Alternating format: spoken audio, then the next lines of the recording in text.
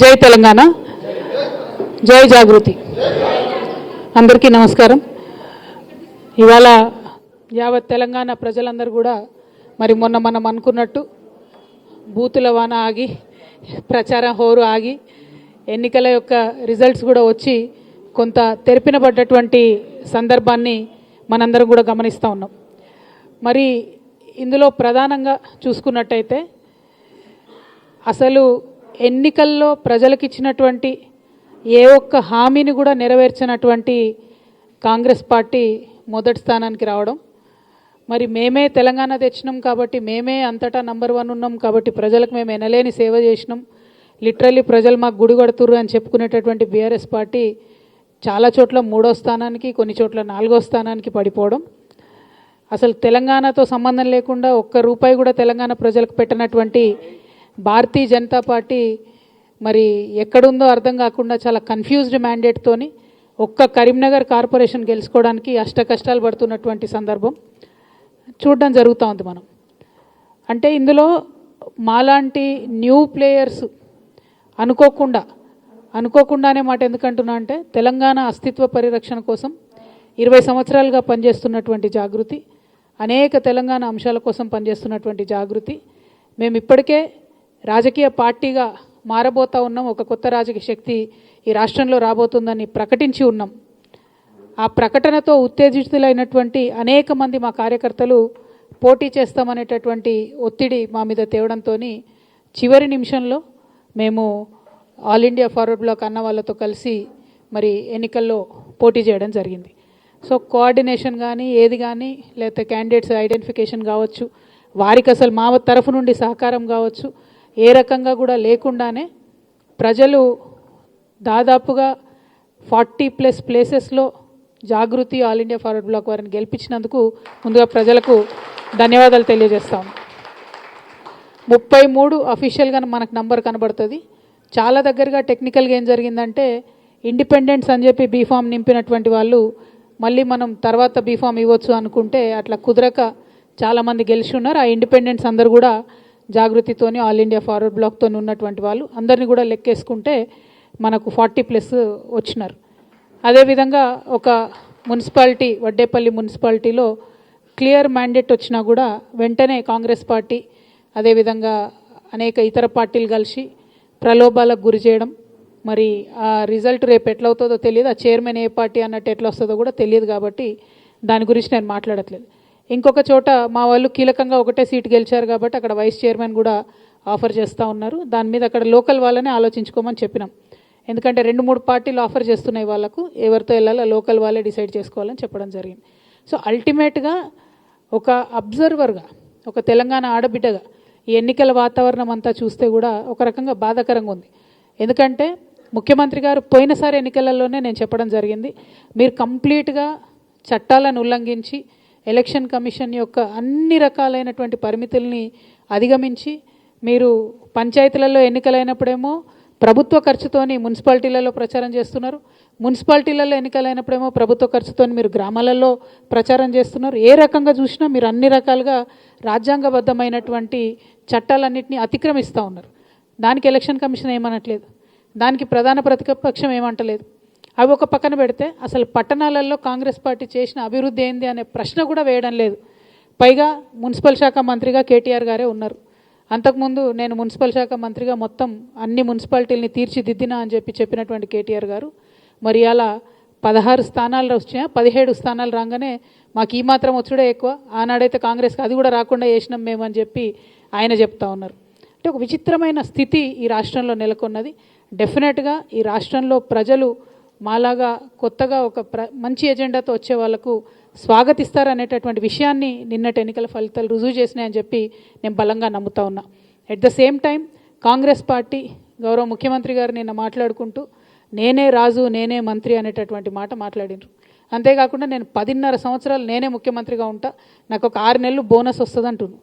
6 నెలలు మీకు బోనస్ వచ్చడమో కానీ రైతులు బోనస్ రాక ఏడుస్తున్నారు. అక్కడ ఆ ముచ్చట మాట్లాడండి ముఖ్యమంత్రి గారు మీరు. ఇంకో పక్కనేమో రాజగోపాల్ రెడ్డి గారు మంత్రి పదవి ఇస్తావా లేకపోతే ముఖ్యమంత్రి పదవి గుంజుకోవాలని ఆయన సవాల్ చేస్తుండు, బస్తీ మీద సవాల్ అని. ముందు ఆ పనులు చూసుకోండి మీరు. ఈ రెండిటికన్నా ముఖ్యమైనది ఏంటంటే మీరు ప్రజలకు ఇచ్చినటువంటి వాగ్దానాన్ని దయచేసి దృష్టి పెట్టండి. బీఆర్ఎస్ పార్టీ అట్టర్గా ఫెయిల్ అయింది కాంగ్రెస్ పార్టీ యొక్క తప్పుల్ని ఎక్స్పోజ్ చేయడంలో. అందుకే కాంగ్రెస్ పార్టీకి ఈ మున్సిపాలిటీస్లో బెటర్ రిజల్ట్ వచ్చిందని నేను అనుకుంటా ఉన్నా. లేకపోతే ప్రజలు మాత్రం ఆల్టర్నేట్ లేక వేసిరు తప్పితే ఉండి కాదు. ఇక సరే, మనం రాజకీయ శక్తిగా వస్తామనగానే బీఆర్ఎస్ పార్టీ నుండి అనేక మంది సోషల్ మీడియాలో కావచ్చు, ఇంకో చోట కావచ్చు, రకరకాలుగా ట్రోలింగ్ చేస్తూ ఉన్నారు. వాళ్ళందరికీ నేను ఒకటే మాట చెప్తా ఉన్నా, ఎట్ సిర్ఫ్ ట్రేలర్ है, पिक्चर बाकी है. సో సో సో ఇప్పుడే ఇప్పుడే ఇప్పుడే తొందరపడి మాట జారకండి, కారు కూతలు కుయ్యకండి. ఇప్పటికన్నా సరిదిద్దుకోండి. ఉద్యమకారులను పట్టించుకోలేదు.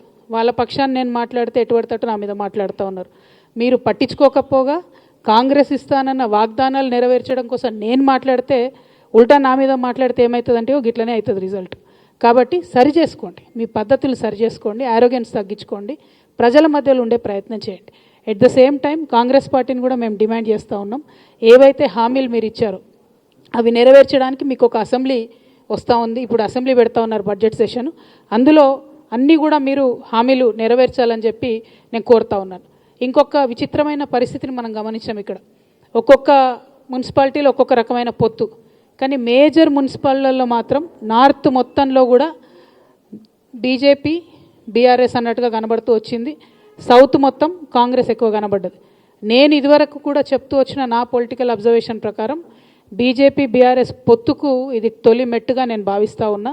మరి ఇక్కడ నుంచి ఎట్లయితుంది ఏంది అన్నది అబ్జర్వ్ చేస్తూ ఉండాలి, కానీ తొలి మెట్టుగా నేను భావిస్తూ ఉన్నా.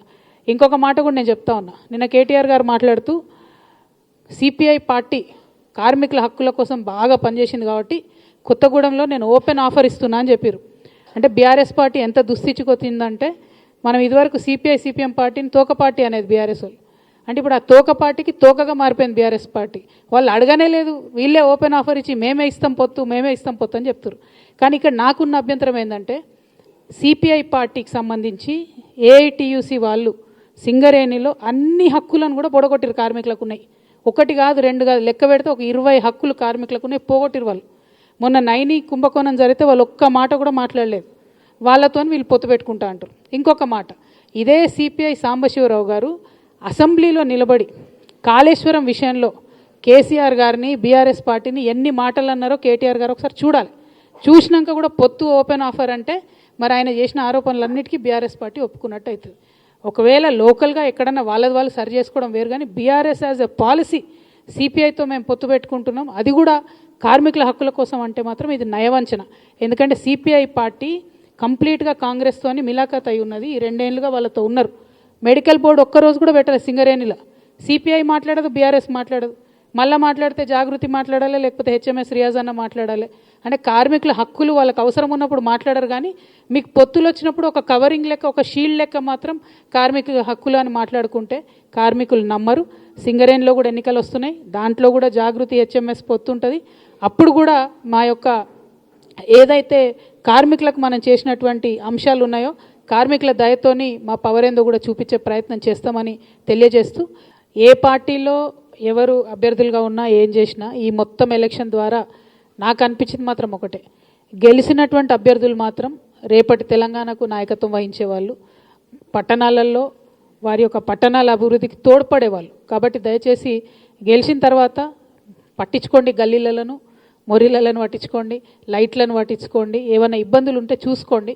ఆ పార్టీల మాయల పడి మీరు ప్రజాసేవ మరొకండి. ఎందుకంటే నేను ఎలక్షన్ ముందు కూడా అపీల్ చేయడం జరిగింది, యువ మిత్రులు మీరు ఎక్స్పెరిమెంట్ చేయదలుచుకుంటే మున్సిపాలిటీస్ కానీ రేపు రాబోయే జెడ్పీటీసీ ఎంపీటీసీలు కానీ మంచి ఎంట్రీ. మీకు పాలిటిక్స్ అంటే ఏంది, ఒక ఫామ్ నింపడం దగ్గర నుంచి మొదలు పెడితే పోటీ చేస్తే ఎవరు ఎన్ని రకాలుగా ఇబ్బంది పెడతారు, ఎవరు ఎన్ని రకాలుగా డిమాండ్స్ ముందట పెడతారు అనే విషయం తెలిస్తేనే పాలిటిక్స్లో రాటు తేలొచ్చు. కాబట్టి ఆ ప్రయత్నం చేయవలసిందిగా మళ్ళొకసారి నేను యువ మిత్రులు కోరుతా ఉన్నాను. అంటే ఓవరాల్గా ఇక్కడ ఎలక్షన్ ప్రొసీజర్స్ కౌంటింగ్ రిపీటెడ్గా మళ్ళీ చేయించడం, మంచిర్యాల్లో ఒక 2-3 చోట్ల ముందు ఏఎఫ్బి వాళ్ళు గెలిచినారని చెప్పి ప్రకటన వచ్చిన తర్వాత కూడా లేదు మళ్ళీ రీకౌంటింగ్ అని చెప్పి 5 ఓట్లు తక్కువ ఉన్నాయి, 2 ఓట్లు తక్కువ ఉన్నాయని మళ్ళీ కాంగ్రెస్ పక్షాన చేసిండ్రు.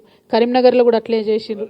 గోదావరి కనులు అట్లా చేసినంటే చాలా చోట్ల అధికార పార్టీ దుర్వినియోగానికి పాల్పడడం కూడా ప్రజల దృష్టిలో ఉండాలని చెప్తా ఉన్నాం.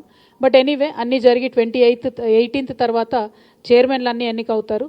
అల్టిమేట్గా నేను మళ్ళీ కోరేది ఒకటే, గెలిచింది ప్రజలే, గెలిపించుకున్నటువంటి అభ్యర్థుల్ని పని వేయించుకోవాల్సింది కూడా దయచేసి ప్రజలే అని తెలియజేస్తూ ఈ మంచి అవకాశాన్ని ఇచ్చినటువంటి ప్రజలకు మళ్ళీ ఒకసారి ధన్యవాదాలు, మీడియా మిత్రులకు ధన్యవాదాలు. జై తెలంగాణ. हमारा सपोर्ट एक नारायणपेट में ज़रूरत पड़ रहा ना उन्होंने, क्योंकि दोनों आधा आधा जीते, हमारे एक कैंडिडेट जीते, तो उनको लोकल वालों पे छोड़ दिया ना. लोकल जो पार्टी को सपोर्ट करना चाहते, लोकल लीडरशिप वहाँ सपोर्ट करते, और बाकी जहाँ हम लोग जीते वहाँ पे एक फुल म्यूनसिपैलिटी जीते, वो सारे लोगों को डरा के कांग्रेस वाले लेके गए. देखेंगे कैसे होता, 18 तारीख तक क्या होता देखेंगे. और हर जगह जहाँ 4, 5, 3, 2 जीते, जहाँ ज़रूरत पड़ी हमारे लोकल टीम्स वो डिसीजन लेते, हम यूनिवर्सल डिसीजन नहीं लेते, क्योंकि ये पूरा फ्रैक्चर्ड मैंडेट है. पूरे तेलंगाना में आधा अधूरा मैंडेट दिया जनता ने, तो क्योंकि उनको किसी भी पार्टी के ऊपर भरपूर भरोसा नहीं है, ये बात तो पता चल रहा है. तो हम भी यही बोलना चाहते हैं आवाम से कि आने वाले दिनों में तेलंगाना जागृति, all India forward block, HMS, हम सब लोग मिलकर एक नया दौर शुरू करेंगे, एक नए तरीके के सियासत इस स्टेट में दिखाएंगे. हमें जैसा आपने इस इलेक्शन में कड़ा किया, मजबूत किया, आगे चल के भी आपका सपोर्ट हम मांगते हैं. Thank you. जय తెలంగాణ. అంటే అంతకుముందు కాంగ్రెస్ ఆపోజిషన్లో ఉన్నప్పటి ఓట్లతో కంపేర్ చేసుకొని కేటీఆర్ గారు ఆ మాట చెప్తా ఉన్నారు. అప్పుడైతే వాళ్ళకి 5% కూడా రాలే, మాకు ఇప్పుడు కనీసం 16 మున్సిపాలిటీలు వచ్చినాయని చెప్తా ఉన్నారు. కానీ నేననేది ఏంటంటే, అంతకుముందు బీఆర్ఎస్కు ఉన్న సీట్లతో పోల్చుకొని చూస్తే ఇది ఎంత పర్సెంట్ పడిపోయినట్టు. 90% ఉన్నటువంటి వాళ్ళు 16 మున్సిపాలిటీస్లోకి వచ్చిరంటే ఎక్కడ మిస్టేక్ జరుగుతుంది, ప్రజల ప్రేమ ఎట్లా కోల్పోయినారు. సరే, ఎంతో కొంత అధికార పార్టీ ఇన్ఫ్లుయెన్స్ ఉంటుంది, ఉండదని కాదు, కానీ మొత్తం మీరు బీఆర్ఎస్ పార్టీ యాజ్ ఎ ప్రతిపక్షంగా మీరు ఒకసారి ఆలోచించి చూస్తే, రాష్ట్ర నాయకులు అన్ని చోట్లకు వెళ్ళి క్యాంపెయిన్ చేయడం కానీ, లేకపోతే ఇప్పుడు మా నిజామాబాద్ ఉంది, నేను కంప్లీట్గా హ్యాండ్స్ ఆఫ్ అని చెప్పి ఉన్నా. మన జాగృతి వాళ్ళు పోటీ చేసిన కాడ అక్కడో ఇక్కడో తృణమో పనమో వాళ్ళకు మేము మాట సాయంగా నిలబడ్డం, కానీ మిగతా మేము హ్యాండ్స్ ఆఫ్ అని చూసినాం. అన్ని చోట్ల మీరు తెలుసు, మేము ఎక్కడ ప్రచారం చేయలేదు. అక్కడ కనీసం చూస్తే కోఆర్డినేషన్ కానీ, స్టేట్ లీడర్షిప్ మాట్లాడడం కానీ ఏది కానీ లేదంటే లిటరలీ నిన్న మొన్నటిదాకా పనిచేసిన క్యాడర్ని గాలికి వదిలేసినటువంటి పరిస్థితి కనబడింది. అందుకే రిజల్ట్ వన్ సైడెడ్గా కాంగ్రెస్కి పోయింది. నార్థన్ తెలంగాణలో బీజేపీకి ఫేవర్గా రిజల్ట్ వచ్చేటట్టుగా డిజైన్ జరిగింది అని నాకు ముందు నుండి అనుమానాలు ఉంటే నేను ఇప్పుడు మళ్ళీ అదే వ్యక్తం చేస్తా ఉన్నా. అందుకే అన్నా నేను బీఆర్ఎస్ బీజేపీ యొక్క కాంబినేషన్కి ఇది తొలిమెట్టులా కనబడుతుందని అందుకే అన్నాను తప్ప ఊరికే అనలేదు. సో మీరు అనలైజ్ చేసి చూసినట్టయితే కంప్లీట్గా వదిలేసారు. అంతకుముందు మంత్రులుగా ఉన్నటువంటి వాళ్ళు ఎక్కడ బాధ్యత తీసుకొని పనిచేసారు. అంతకుముందు మంత్రులుగా ఉన్నటువంటి వారు కేటీఆర్ గారు కానీ ఎన్ని చోట్లకు పర్యటన చేసి ఎక్కడెక్కడ ప్రచారం చేశారు. అంటే యూఆర్ అ బిగ్ పార్టీ కదా, మెయిన్ పొలిటికల్ ఆపోజిషన్. అన్ని పక్కన పెడితే అసలు కాంగ్రెస్ ఫెయిల్యూర్ని ఎక్స్పోజ్ చేయలేదు కాబట్టి కాంగ్రెస్ సీఎం గారు ఎక్కడికి వెళ్ళి అబద్ధాలు చెప్పినా కూడా చెల్లుబాటు అయింది. అందుకే వారికి ఎక్కువ ఓట్లు వచ్చినాయి. వారు ఎక్కడ పనిచేశారు? మహిళలకు 2500 ఇవ్వలేదు, పిల్లలకు ఉద్యోగాలు ఇవ్వలేదు, పెన్షన్లు పెంచుతామన్నారు, అది పెంచలేదు. దాని మీద ఎక్కడ పోరాటం చేస్తుంది ప్రధాన ప్రతిపక్షం? ఆ విషయం ప్రజల్ని గమనించవలసిందిగా కోరుతున్నాను. Thank you. జై తెలంగాణ, జై జాగృతి.